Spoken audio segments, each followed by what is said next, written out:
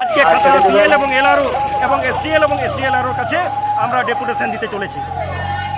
আচ্ছা, আমাদের বিভিন্ন প্রান্তই দেখা যাচ্ছে ভারতবর্ষে শুধু আদিবাসীদের জমি কেড়ে নেওয়া হচ্ছে, এ বিষয়ে কি বলবেন?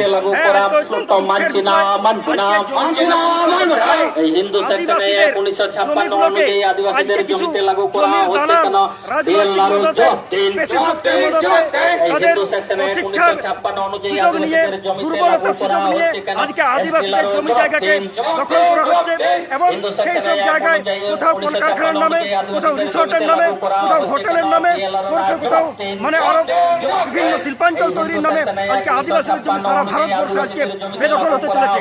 আজকে সারা ভারতবর্ষের আদিবাসীদের কাছে জমি রক্ষা করার একটা বড় চ্যালেঞ্জ হয়েছে এবং এই জমি রক্ষার্থে আগামী দিনে আদিবাসীদের সংঘবদ্ধভাবে আরো লড়াই আন্দোলনে নামতে হবে। হিন্দু সেকশন 1 অনুযায়ী 1956 অনুযায়ী আদিবাসীদের জমিতে লাগু করা হচ্ছে কেন?